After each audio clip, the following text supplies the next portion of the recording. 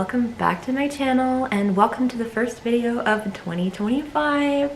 Okay, first official video because I'm pretty sure I was like 2 hours from 2025 my time when that last video was posted. But today we are just going to do a winter TBR. Why winter? Because I'm not going to get through all these books in January, and Winterween is going to be hard because of my TBR. But let's kind of get started here.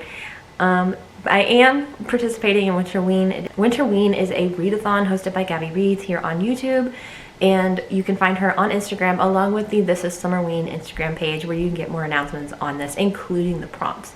But let's get started on my TBR, and the first one I'm putting on my winter TBR is actually one I have already started, and that is Voices in the Ocean by Susan Casey. I've already started reading this one. I'm on page 56, and I have also started annotating this one, and it's not as crazy with the tabs as Mere Christianity was. My tabbing system is quite simple. It's the light blue is interesting facts and information, and then I've got a personal commentary section because for some of this I've got commentary. This is basically, from what I understand, a book about people's relationships with dolphins in the wild, as far as what's going on. And some people do some really weird things in the name of science, and I really don't want to get into it. Hopefully I can get past it and continue to read the book, but there was something in here that was really weird. But I am liking this one. It's kind of a 3-star right now because of some of the weirdness that's coming from it. I love marine mammals like cetaceans, so having any book about them excites me. So this is my first one because this is the one I'm already on. My second read for winter, or especially January, I am so excited for because I finished Winter Song in December and loved it. I give it 4 stars, I think because I had some nitpicky stuff about it that kept it from a 5-star, but I enjoyed it enough to read the sequel, which is Shadow Song by S.J. Jones. This book takes place 6 months after the end of the first one, and she has to return to the underground, and I'm so excited to read this. I really want to know how this duology ends. My only problem with this copy is it's not as big as the first one. There's a size difference. Like, the first one is taller. I've made a whole post about it on my Instagram, but it also has a different publisher, which might be one of those reasons, and it's not as floppy either. A little sad about that, but I'm not going to judge the entire book based on the copy, how the copy turned out. So I'm so excited to read this one this winter. Oh my gosh, I loved the first one, and I really do think that if you've never seen Labyrinth or never even heard of it, you will like this series if you like kind of like darker fantasies. Gosh, winter is the perfect time for fantasies, and I'm so excited to finish this duology and see where Elizabeth goes from the end of the second book, from the end of the first book. I am so excited to read this one, can you tell? The next one on this TBR, and this is another reason why it's a winter TBR, because I am very much in a fantasy mode, and what's better time for fantasy than winter when you're not going anywhere, especially like right now, it's 3 degrees. If I start coughing in the middle of this, I have the humidifier next to me, it's because it's just so cold. But because it's winter, I'm going to start the Stormlight Archives by Brandon Sanderson. I have heard since I purchased this that Mistborn is actually better to start with, but this is one I have, so I'm going to start this one. Oh my gosh, this one is a door stopper. I'm so excited to read this. I've heard so many good things about Brandon Sanderson. I did enjoy Trust of the Emerald Sea as well. I have no idea what this book is about. I have no idea what this series is about, but I am so in a fantasy mood, and I really want to give Brandon Sanderson a fair shot that's not just one of his secret projects. I'm so excited to start this. This one is a winter TBR because I don't know how long this is going to take me to read. I have trouble reading a 400-page book in a timely manner, let alone a 1,200-page book. I'm excited to finally experience these and see what I think about Brandon Sanderson. I did like Trust of the Emerald Sea, but I really want to see if I like this. If I like this first one, I will probably continue with the series very slowly. So that is also on this TBR, and this is the Stormlight. This is The Way of Kings. I should probably say it's the first book, is The Way of Kings. I keep calling it the Stormlight Archives. That's the series, not the name of the book. But I will start The Way of Kings hopefully this month or in February. Speaking of fantasy, I'm also going to start a book I just bought, hopefully this winter as well, and it's The Bone Ships by R.J. Barker. This one I'm kind of excited for. I think it's a little bit different. Curiosity got to me, and I still blame my husband for this purchase because he's the one who picked it out and went, this cover is cool. Then I read the back and I was like, what have you done? I read the first paragraph. It literally starts with, give me your hat. They are not the sort of words that you expect to start a legend, but they were the first words he ever heard her say. She said them to him, of course. Immediately caught, that immediately caught my attention, and I'm just like, that is such a great hook. So here is my other fantasy read for this winter. The next books on this TBR are for my Winterween vlog, which I will be vlogging Winterween this year again. I'll probably go back to kind of like the Summerween, what I did for my first video for Summerween, and only make one video because I don't have time to edit like 4. I have a few physical copies, but I do have 3 checked out from Libby. So it's like I have 3 physical copies and I have 3 checked out from Libby, even though there's only 5 prompts. But I'm going to start with a horror book that is 5 years or older, and I picked Salem's Lot by Stephen King. I have never read a Stephen King book, so this will be my first one. Honestly, I was looking for something to fill that prompt, and this was at Walmart. That's the only reason I bought it. The back did sound interesting too. It's not like, oh, I don't know how I'm going to feel about it yet. I have no idea what this book is about. But I'm excited to kind of get into Stephen King. I know he's like a big deal in the horror genre. So it could be kind of nice to actually try one of his books. But this is for the prompt, a book that is 5 years or older. The next one is my other Amazon purchase that came out slightly damaged, and that is The House Across the Lake by Riley Sager. This is another author I have never read before, but it's for the prompt, a book with house in the title or on the cover. This one fills that prompt because there's a house on the cover and in the title. I've heard mixed reviews about this specific book. I've heard Riley Sager is really good, but this specific one I've heard mixed reviews on. So again, no idea what it's about. I don't know if that's a good thing or a bad thing going into this book, but this one is for that prompt, and I'm excited to kind of do this for Winterween. If you haven't noticed, a couple of these books are actually quite large, and I'm already a slow reader, so I have a week to finish these. I'm gonna be reading a lot. Because the next one is another physical book, and it's for read a thriller or horror, and I'm finally picking this book up. It is A Good Girl's Guide to Murder.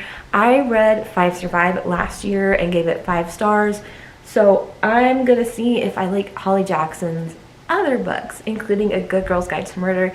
Again, with this one, same situation. If I like the first one, I will continue with the series. If I don't like the first one, I won't continue with the series. It's as simple as that. I did like that I got this one secondhand because there's no permanent sticker right here. Yay!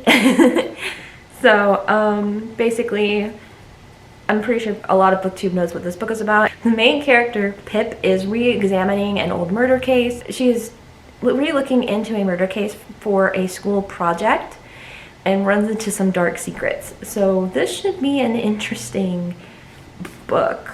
This one's not nearly as long. Oh, it's still over 300 pages. Again, I have to read, uh-oh, my battery's dying. So I also have to read this one in Winterween week. And I have to go because my battery's dying. I'll see you guys in a second. It'll be a couple minutes for me. I'm back. Battery died. I think I was on the rest of my Winterween TBR, which is mostly audiobooks and 1 ebook. I have them on Libby. The first one I want to read for this for the Winterween readathon. The first one is Into the Drowning Deep. I know Katie is read this one a while ago, and she said it's good. So, plus mermaids, possible some marine biology facts thrown in there just to make it feel more real and even scarier. So I'm excited for that one. Basically, from what I understand, it's about someone going to find out what happened to a team who was researching mermaids and they all disappeared. But that one is an audiobook. The next one I really want to read is You're Not Supposed to Die Tonight by Kaylin Barron. I think this one takes place at a summer camp. It's about 6 hours. It's not long. I don't know if these two can fit under the horror or thriller prompt, but they can also fit under like read a book in the dark. Well, to be fair, most of these will probably read in the dark because by the time I get off of work, it's already getting dark. That will definitely be interesting that week. I have an extra. I don't know if it'll count, but it can kind of go under the prompt of manga novella or just a spooky audiobook, which also Into the Drowning Deep and You're Not Supposed to Die Tonight can also fit under this prompt. This one I was scrolling on Libby to see what my library had for a horror genre, and my interest has re-peaked in Five Nights at Freddy's. That video game scares the living crap out of me, but they have comics. Might as well try one. Yeah, I don't know. That one's more of a curiosity than anything. To be fair, the video game actually is like my biggest nightmare come to life. I hated Chuck E. Cheese as a kid, and now you've got like animatronics coming to life. Nope. The next three are big maybes. They may have to wait until spring. We'll see how the TBR goes.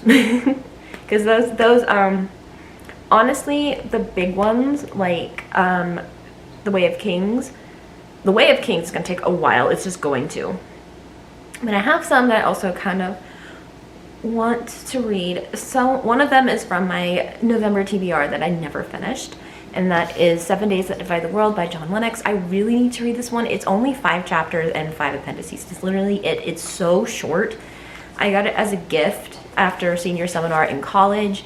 It's basically just a discussion of Genesis and science and which one, New Earth, Old Earth. I'm not sure where Dr. Lennox goes with it. Is he a doctor? It's not Dr. John C. Lennox. He's a mathematician. I'm not sure where he lands when it comes to that argument, and I'm curious to see what he has to say. So I was a youngest creationist for many years, not as much anymore, but so I'm very interested in this one. I do have like a lot of respect for people who know more than me. So that's that one. My next maybe was a gift from my brother years ago. He knows how much I like Jim Henson, obviously by my constant babbling about labyrinth retellings, but he got me The Shadows of the Dark Crystal by J.M. Lee. I have no idea what this book is about, but it's the same world as The Dark Crystal, and I think it's actually the same world as the Netflix series, which I never actually got around to watching. I think I was just kind of skeptical about it because the Jim Henson Company was involved, but I was kind of skeptical. I heard it's good. I don't know. I never watched it. I have weird issues with starting new series, so I never actually got to this. But I think it fits under that fantasy element that I've started kind of with Winter. It is a fantasy novel, so sci-fi fantasy something. More fantasy, I think. And it'll just fit under that umbrella. That's why it's a big maybe. I've had this for years and I just haven't read it yet. Sorry, Matthew. My brother's probably looking at me going, what do you mean you haven't read it yet? But this is also a big maybe for this winter. And the last one is another nonfiction. And of course it has to do with whales. I don't know why I'm fascinated by whales all of a sudden, or at least I'm fixated on them right now. But The Whale is also a big maybe. I need to finish Voices in the Ocean if I don't DNF it first because it's getting weird. I do want to read The Whale. I do think this author just had a fascination from childhood with whales and Herman Melville's Moby Dick and wrote a book. That sounds so nonchalant. This is by Philip Hoare. I hope I'm saying that right because I don't want to say it wrong. It's Hoare.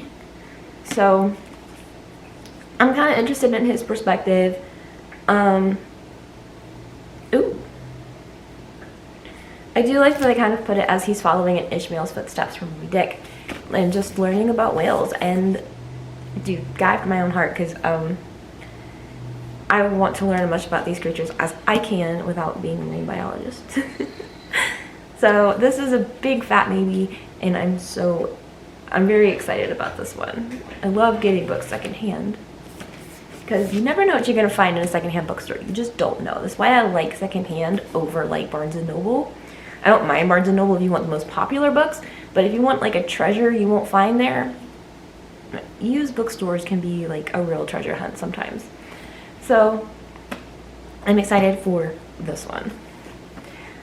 Okay, and I think that is it for the video. I think that's it for my winter TBR. I may sneak a few other ones in there, but I don't have anything like solid that I'm going to read in the winter other than what's on this TBR.